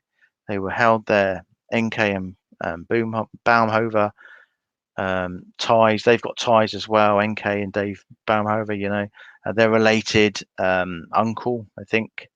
Heather's channel says that NK has ties to Frederick PD. An uncle, he's confident. Is it why her dad was there? And Baumhofer and Mark G are related as well. They're cousins. Why was CBI called in? Sister once told him that Cadell knew NK, so Cadell as well.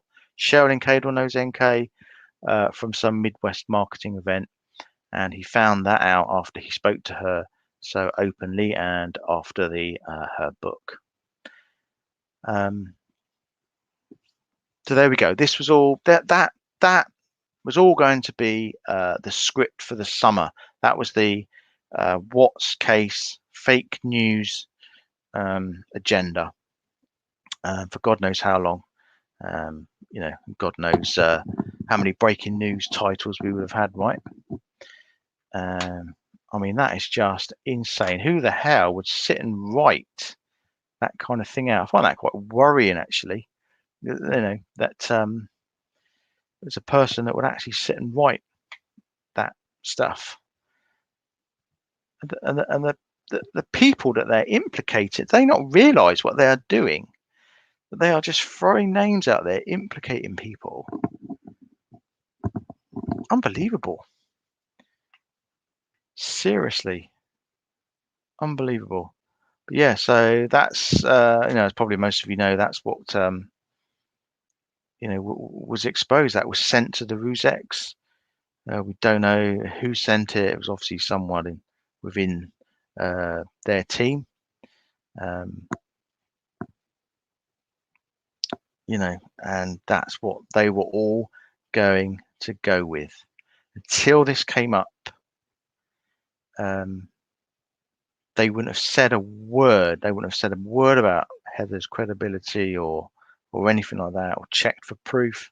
It's just the fact that obviously they got exposed and caught out. They're now, of course, all throwing each other under the bus.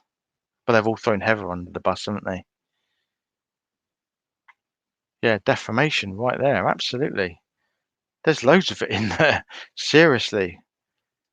But the sad thing is, right, people would have believed this. There are people out there that would have believed this, and they would have thought that they were, on this path to seeking justice, with these creators, whichever creator they would listen to, and they would think they were doing a really great thing.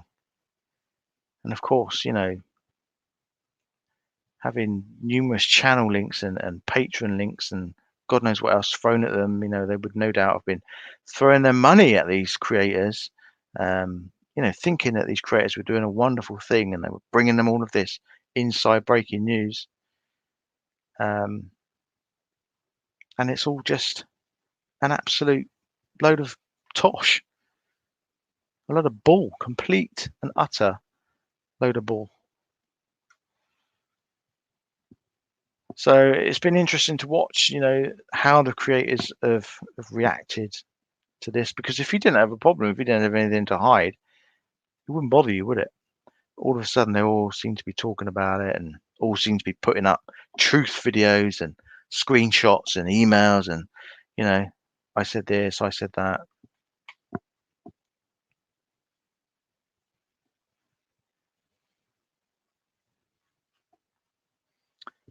Yeah, ADX, you helped discover. Yeah, I mean, Sofa Man, he is the case. He is inside the case. He is more important than the whole case. He's inserted himself right in there, and if it wasn't for this man in Weston-super-Mare,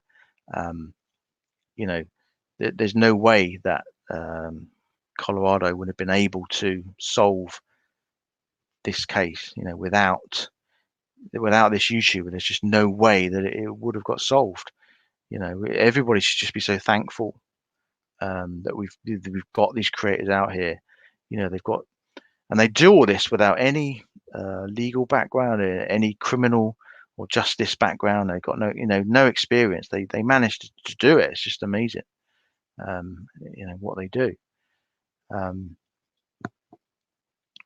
it doesn't matter about Shanann's story, the victim's story. It's not important. That's quite immaterial when it comes to these creators They are the ones that really need to be, put out there and put on a pedestal, and bowed down to, um, because I mean, what would we do without them? It's we'd never have got justice without them. Um,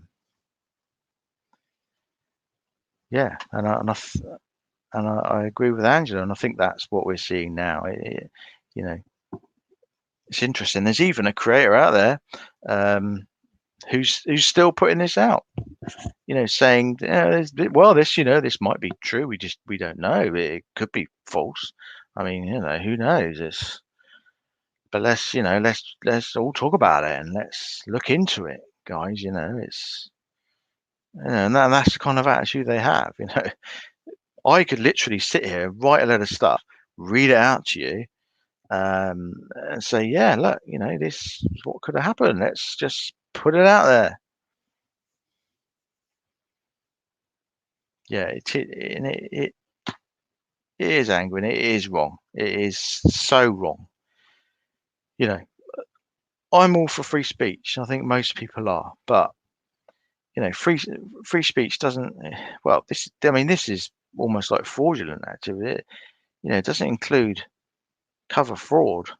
It doesn't cover inciting hate against people. Defamation, it certainly doesn't cover.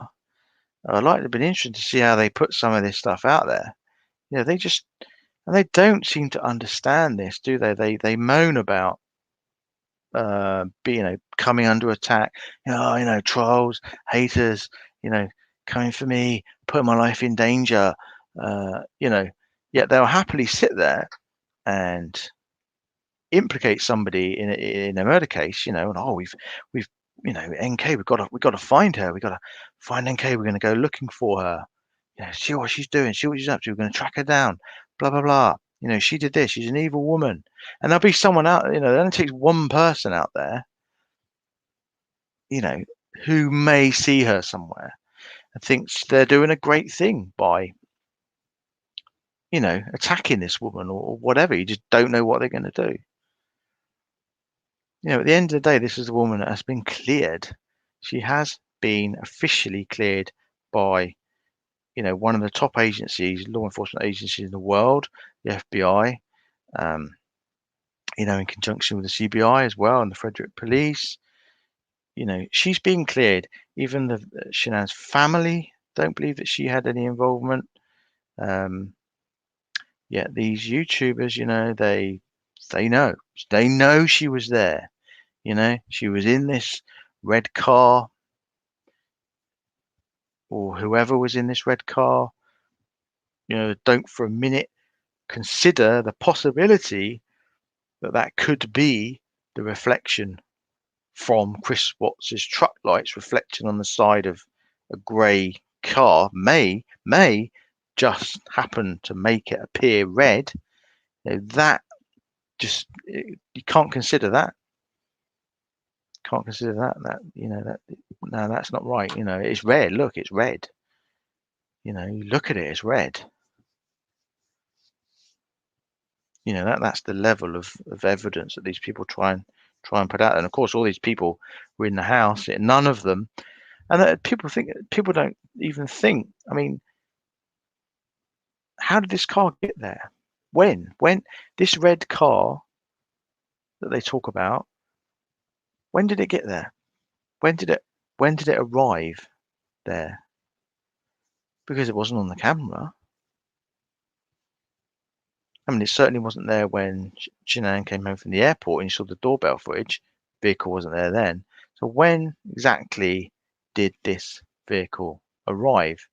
And how did it arrive without it being picked up by Nate's camera? And that's the sort of thing they can't seem to answer.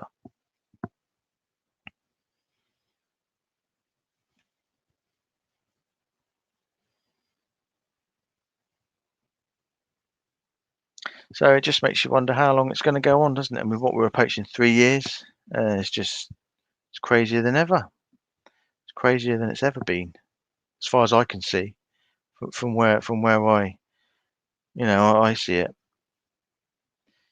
Um, and now we've got this Cellmate Secrets coming up, and apparently there's going to be that Chrissy woman on there, um, claiming Chris's innocence. That's the latest thing. Chris actually didn't do anything. You know, and Chris Watts is almost like a hero to some people, isn't he? He's just, any hint of having any connection with Chris Watts, it's like they love it. Get excited. They get excited about having some kind of connection with this murderer.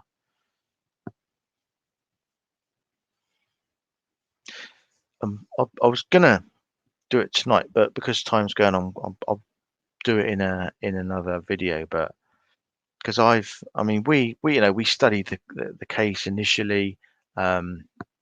Obviously we had some quite, we were there sort of supporting Shanann's family and what have you, but we didn't really, I haven't really put out my theory on the case. I really want to try and just put out there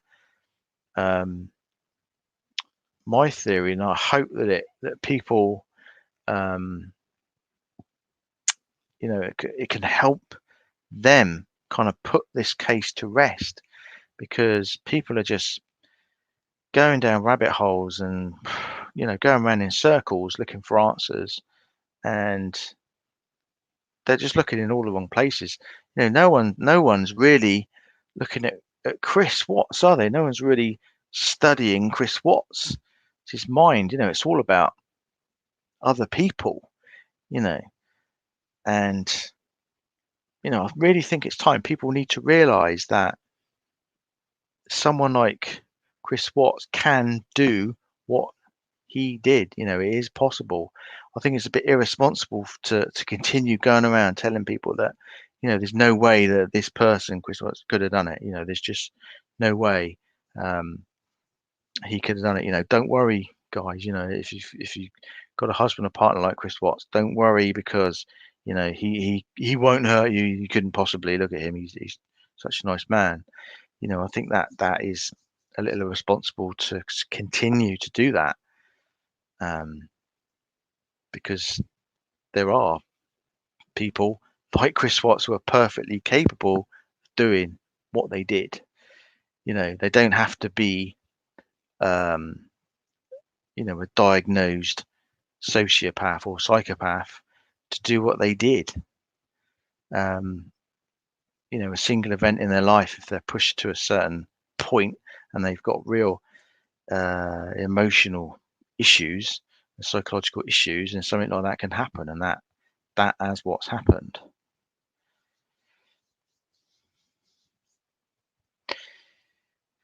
Yeah, you see, I don't go along with that. I really don't go along with the fact that they only cleared her because there was an election coming up and they wanted it closed down.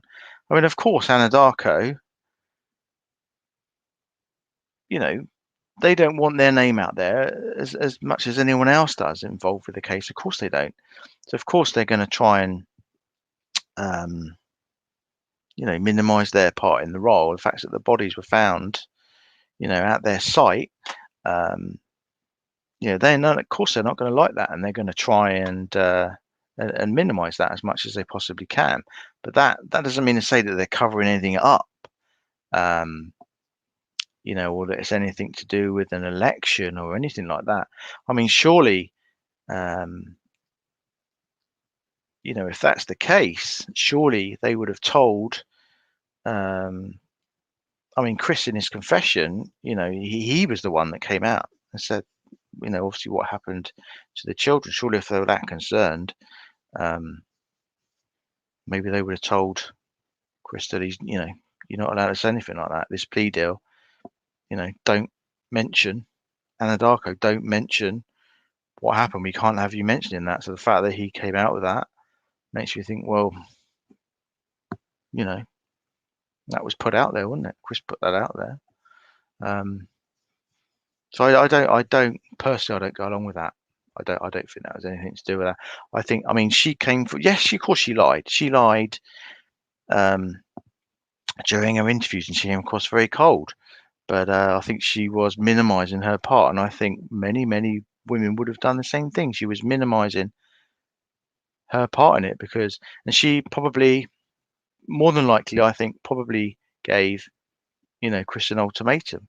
I think probably that was what the 111-minute phone call was. It's probably, look, Chris, you've got to do something. It's me or Shanann. You've got to make a choice. You know, your family's coming back home. You've got to make a choice.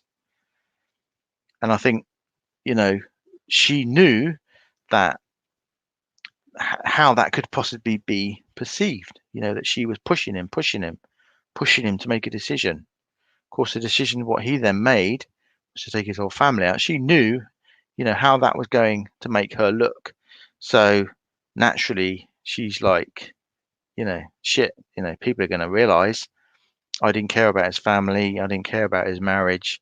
I just wanted him, you know, which, as cold as it sounds, isn't a criminal offence. Um, and so I think, that's why she did everything she possibly just could to control the whole situation and to try and put herself across as a victim. Of course, she wasn't. We know, she was a key player in it all.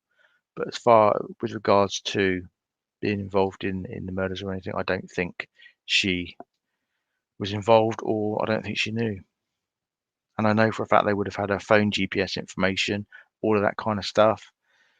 Um, I really can't see she would have slipped under the net. No way. But yeah, she did come across sus. And when I put across my theory, you'll see that. But I think she had reasons for doing that.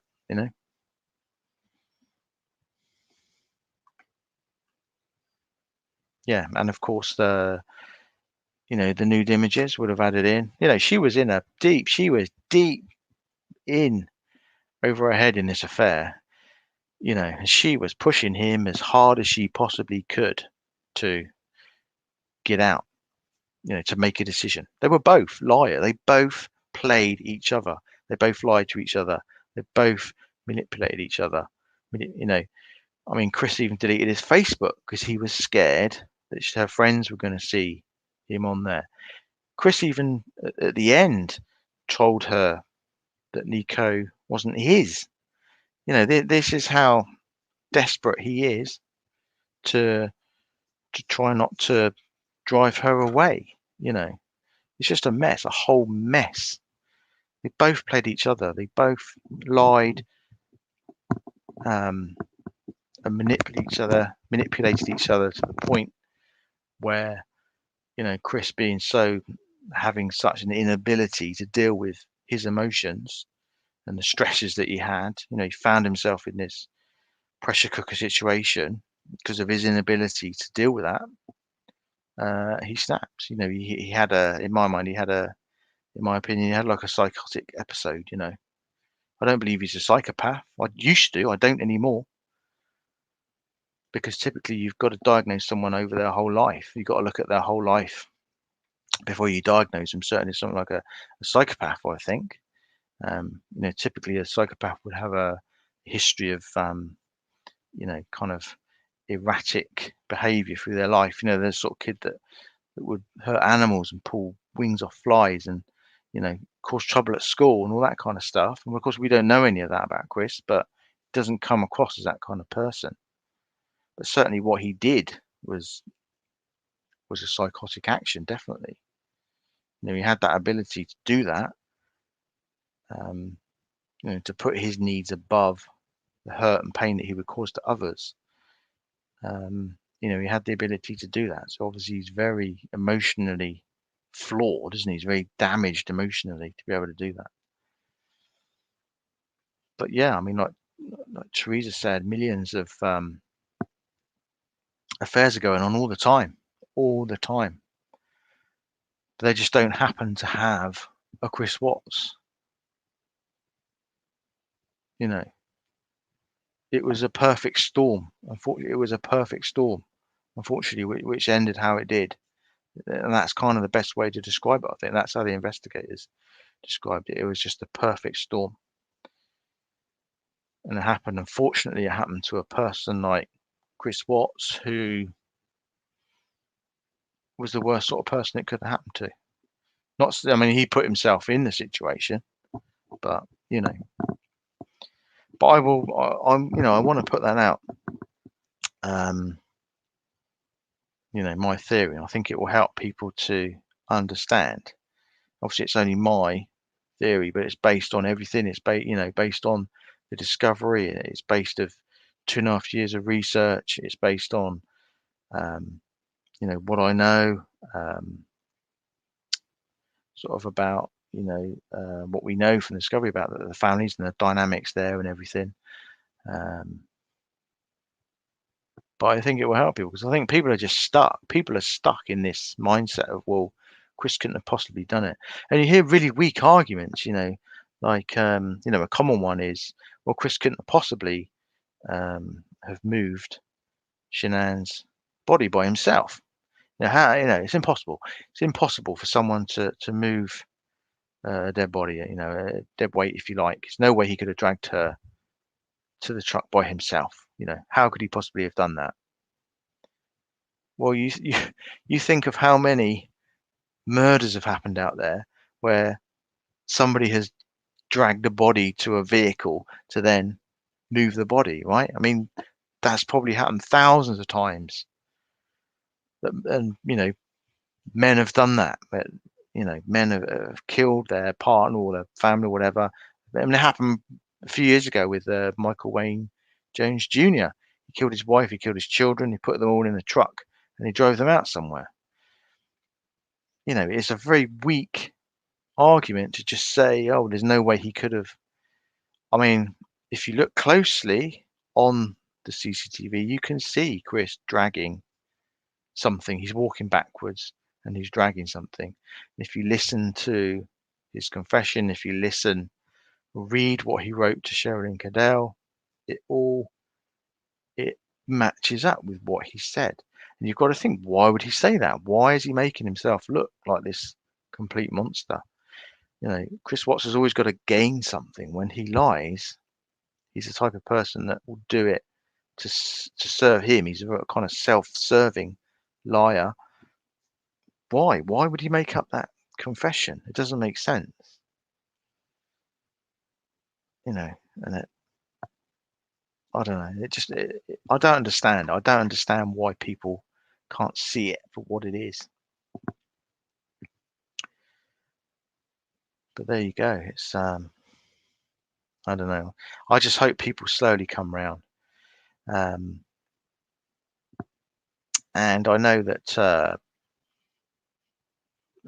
Drew, who is a member of the channel, he did a great piece on Nicole Kessinger, and why she's kind of so persecuted and why he thinks she wasn't involved. And I believe that he's doing a second part, and we're going to be doing that at some time in the near future. So hopefully, that may help people as well. Yeah, a sociopath. Yeah, I mean, it was, what Chris did. I mean, what he did, take out his family to kind of solve his problems. Yeah, you would be defined as sociopathic, because he put his gains and what he wanted above the pain and the pain and heartache that he caused to everyone else around him. He was able to put that aside and go for what he wanted, to solve his issues. He was able to do that, and some people would call that a sociopathic action. I mean, I'm not a qualified psychologist. My wife is a psychology lecturer. I learn a lot from her, what I research in books and stuff. But yeah, that's what I would say. But I think, Chris Watts kind of, you know, his life doesn't seem to match up at all, does it, to what he did? So it's very difficult to diagnose him just on an action of what he did in taking out his family, when you look at all of his life, where it doesn't appear that he's ever done anything. So very odd kind of very juxtaposed kind of situation there, isn't it?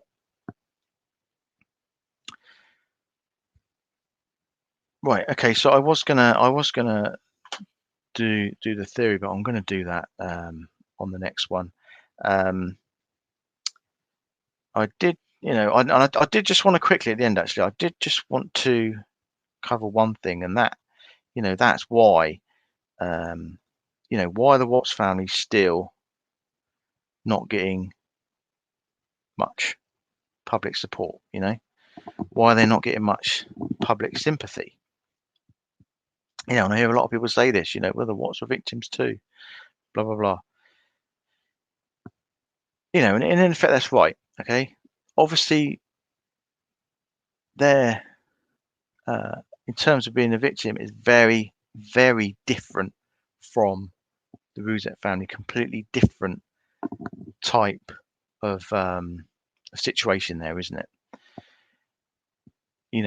And I mean, Cindy, I understand, of course, is such a grieving mother, which of course she's not. She hasn't lost her son. Her son is in prison. She can still speak to her son.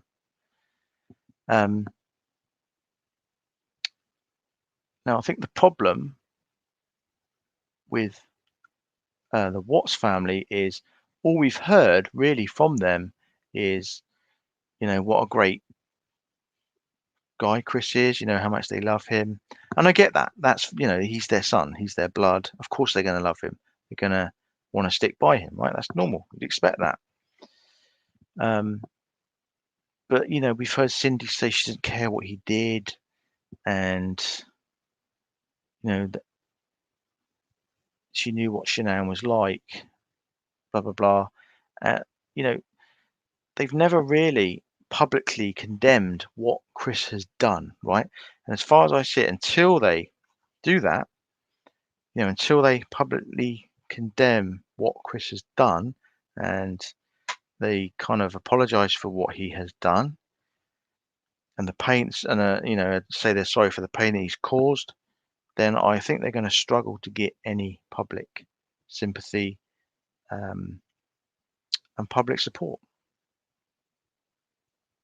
That's my opinion. Um, we know they're going to love Chris. Of course they are. He's their son, their brother. And that's never going to change. People understand that.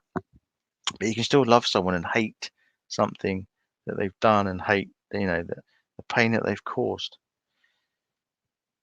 I don't understand why they can't. I mean, I don't know. I'm not in their situation, but from what I can see, trying to put myself in their shoes, that is what I believe that that's would be the right thing to do. They can even come out and say, well, yeah, we had differences. They don't have to come out and say um, something that they don't feel is true.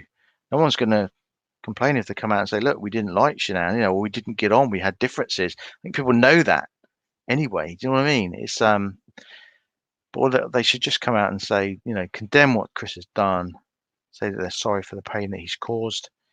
Um, we hate what he did, but we still love him because he's our son. But because we haven't heard any of that. All we've heard is, what a great kind of guy he is. They don't care what he did; they just love him. They almost sound almost pleased with what he did. And there's nothing. They don't seem. I don't know. It's a difficult one.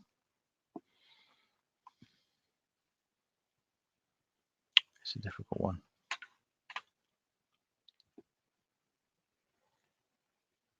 And I don't think it's fair that people are giving him this false hope either that Chris is in some way innocent, or they're not going to find the answers that they need.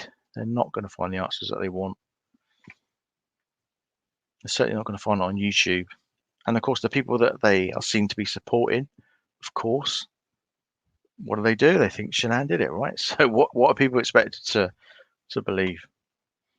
Yeah, but yeah, you're right, Jed. They're in denial. I mean, that they're in denial. As simple as that. As simple as that. And they probably could help with professional help. I think that would help them. Of course, they probably see it that the minute they accept what Chris has done, They probably feel like they're almost turning their back on him, and they probably, and of course, also then, being the mother, Cindy, of course, is then admitting what her son has done. She's then got to kind of shine a light on herself, hasn't she? To say, well, I raised him. Where did I go wrong? Do you know what I mean? So it's far easier for them to not accept it, isn't it? It's far easier for them to not do that. But all the time they do that, they're not going to get public support and they're not going to get public sympathy. As simple as that. That's the way I see it. Yeah, yeah, absolutely right. They should have condemned him, and they chose that opportunity. And they've admitted they took the victims, or they claimed for the, um, under the Victims' Rights Act, whatever it was. They took that opportunity so that they could speak to Chris in the courtroom, so they could be in the courtroom. They asked to be treated as victims, so they could do that. And of course, what do when they're in the courtroom? They tell Chris that they forgive him in front of Shanann's family, and it's not a good look, is it? It's not. That wasn't a good look at all. And maybe at that time you could say, well, I could understand because they didn't really know anything. All they knew was Chris's first confession. But now, coming up to 3 years, it's a long time. I'm sure they know why they're not supported. I'm sure they must do, surely. And they could change. They could change. The public perception of them could change overnight if they come out with the right statement. In my mind, if they say the right thing, they could change. It could change. But there you go. That's just my opinion. Right. Okay. I am gonna hop off, guys. I hope it wasn't too all over the place and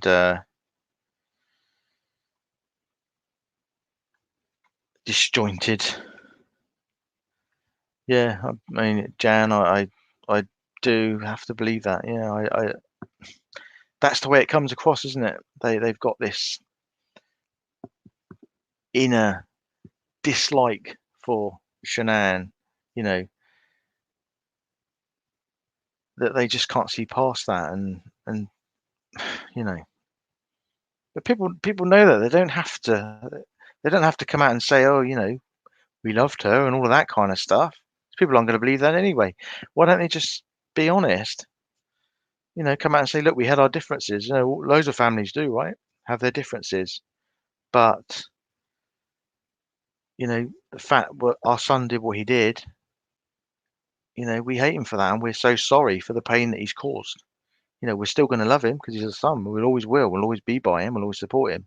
But we hate what he did. Until they say that, it's going to be difficult for them. That's all you can say, isn't it? Really, that's all you can say. Yeah, I mean, but I don't. I hope. I mean, I hope they can see the light. Like somebody said, they're clearly still in denial.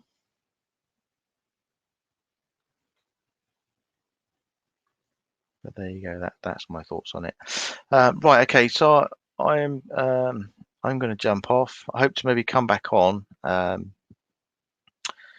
the not too distant future. Actually, don't know what about, but we'll see what comes up. And yeah, we'll talk about it then. So I hope you found that interesting. You can obviously listen back to all the script if you want. I just thought putting it out there, it just helps, doesn't it? I mean, I'm fully behind what Mummy Ramblings did, and fully behind, the family helping her to do that. To me, it's just the right thing to do. That's all it's about. You know, for me, it's just supporting what is the right thing. I see that as the right thing. I don't know why people are attacking Carolyn. I think I mean, some of the stuff they've said. She's recently lost her son. I think, people seriously need to think about what they're saying. They need to back the hell off of Carolyn. What has she done? She's just exposed people. She has exposed people for lying. Why are you attacking Carolyn, I don't understand that. But it just seems to be these horrible people out there, these scammers, liars, um, that will do anything just to keep this gravy train going and this drama-filled circus, basically, that they've turned this whole case into, this soap opera. But but seriously, you need to back off Carolyn, leave her alone. She's not doing anything wrong. It's the people that she's exposing, the people that you should be angry with.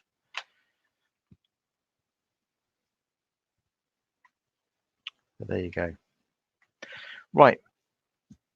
Okay, guys. Well, I hope you all have a great rest of your day, your evening, and thank you to Kim and Deb for looking after you guys.